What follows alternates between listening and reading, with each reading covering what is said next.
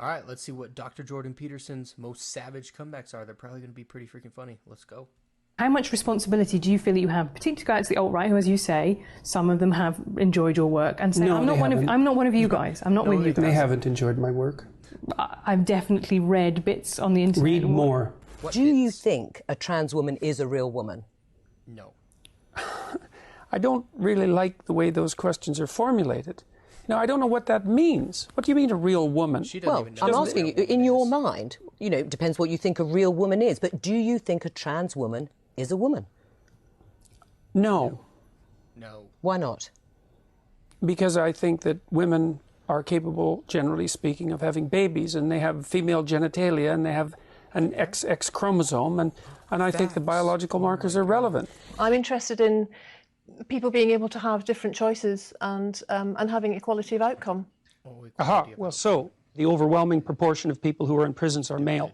Now, do you want to equalize that, just out of curiosity? What about bricklayers? They're 99% male, and we've got about 3/4 of the population now in universities, in the humanities and social sciences, are female. Yeah. Are we going to equalize that?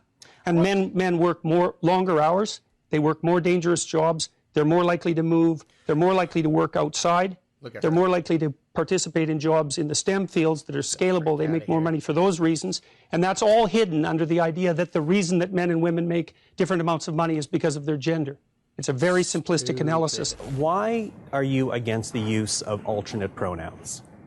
I'm against the use of legislation to determine what words that myself and other people are required to utter. But would you use alternate pronouns if a student asked you to? I think I've made my position on that clear already. Well, perhaps not to our audience at home who are just being introduced to this. Would you use alternate pronouns? And why not? Because I don't believe that other people have the right to determine what language I use, especially when it's backed by punitive legislation. And when the words that are being required are the constructions, they're artificial constructions of people I regard as radical ideologues whose viewpoint I do not share. They make Until women got full legal rights, they could own property for themselves, they could work. Essentially, they were owned. They were first owned by their fathers and then by their husbands. Status to the domination by men. You already said that you thought that what emancipated women primarily in the 20th century was technological revolution. No, not primarily, but that's one of two. I think that's two things. Not primarily, eh? No, you don't think the pill was a primary force in the emancipation of women? I think or the invention of tampons, let's say, or the provision of proper sanitary facilities, toilets, and that sort of thing. You're thinking instead it was the action of courageous feminists in the 1920s that produced a social revolution that overthrew the patriarchy. That's your theory. Yeah, I think that's a foolish theory. That's a foolish theory. Look at these cowards. Look at these cowards here.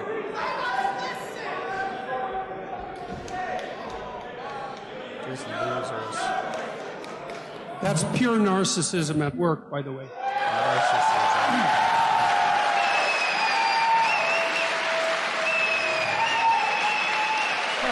What is that t-shirt?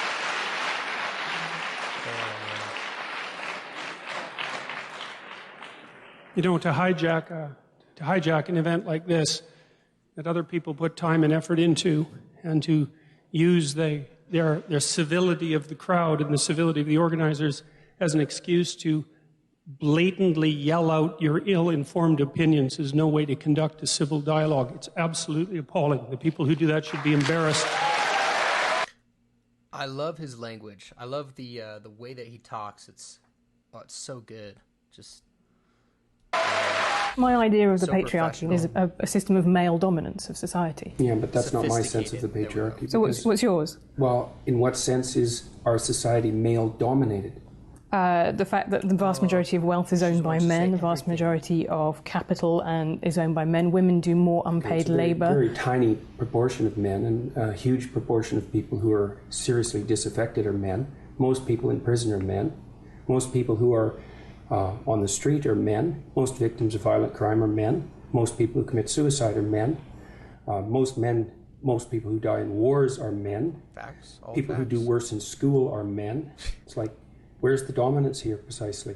What you're doing is you're taking a tiny substrata of hyper-successful men and using that to represent the entire structure of Western society. There's nothing about that that's vaguely appropriate. But I could say equally well that most rape victims are women. You know, terrible things happen to people of both sexes. And you could say that with perfect utility, but that doesn't provide any evidence for the existence of a male-dominated patriarchy. I would say that anybody with more than a cursory knowledge of 20th century history who dares to claim simultaneously that they have compassion for the downtrodden and that they're Marxists are revealing either an ignorance of history that's so astounding that it's actually a form of miracle, or a kind of or a kind of malevolence that's so reprehensible that it's almost unspeakable. Because we already ran the equity experiment over the course of the 20th century, and we already know what the Marxist doctrines have done for oppressed people all around the world, and the answer to that mostly was imprison them, enslave them, work them to death, or execute them. And as far as I can tell, that's not precisely commensurate with any message of compassion.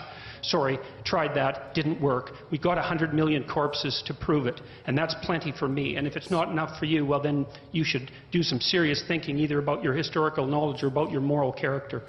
Question for Professor Peterson. Why do you feel that someone's personal gender identity and pronouns infringes your free speech?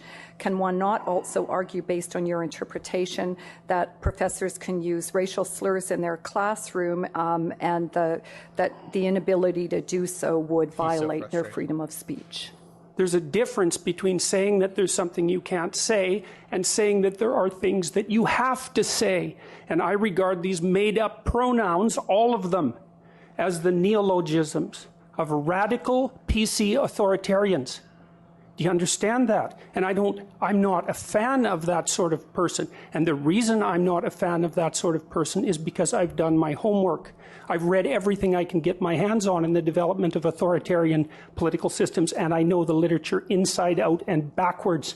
And I am not going to be a mouthpiece for language that I detest. And that's that. This whole patriarchy thing, I think you have no idea how pernicious and dangerous it is. Well, no, I don't. I really don't. Go on. Throughout history have fundamentally cooperated to push back against the absolute catastrophe of existence. A terrible death rate, the probability of chronic starvation, early death, disease, the difficulty of raising children, with all the death that was associated with that.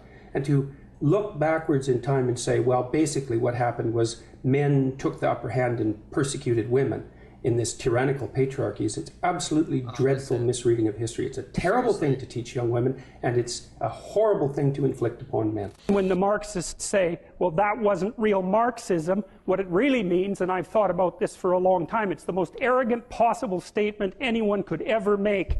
It means, if I would have been in Stalin's position, I would have ushered in the damn utopia instead of the genocidal massacres, because I understand the doctrine of Marxism and everything about me is good. Man. It's like, well, think again, sunshine. You don't understand it. You don't understand it. People are so freaking arrogant, like he said. Like, if you really think that you're so much smarter than, like, all of these, like,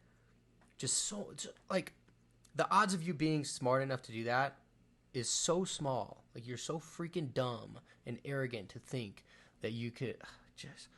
And you're not that good. Really, and if the power was in your hands, assuming you had the competence, which you don't, you wouldn't have done any better. And even if you had, there would have been someone else waiting right behind you to shoot you the first time you actually tried to do anything good. Bro. And that's what happened to all the old guard who ran the damn revolution. Stalin rounded them all up and shot them, along with their families and millions of other people. So even if you do happen to be that avatar of moral purity that you claim implicitly, the probability that you'd get to act out your goodness in relationship to those possessed by your ideology is zero. Is being sensitive to offence such a problem, though? Like, we would have previously called that manners. It's a terrible problem. So imagine you... Okay, so the rule is you can't offend anyone. All right? Let's say you're speaking to one person. I can't offend you. All right, fair enough. What if I'm speaking to 10 people? Do I get to offend 1 in 10? How about 1 in 100? How about 1 in 1,000? You're going to come out on stage and you're going to say something important about something vital, and you're not going to offend one person in 1,000? Impossible. Well, you can't say anything about anything important ever without offending probably the person you're talking to.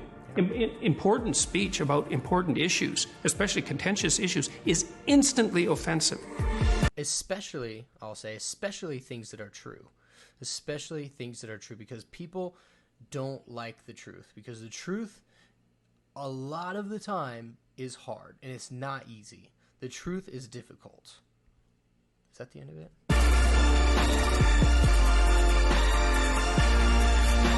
Okay, I think that's the end. But the truth is hard most of the time, like a lot of the time. So freaking Jordan Peterson's a gangster, man. He's freaking awesome.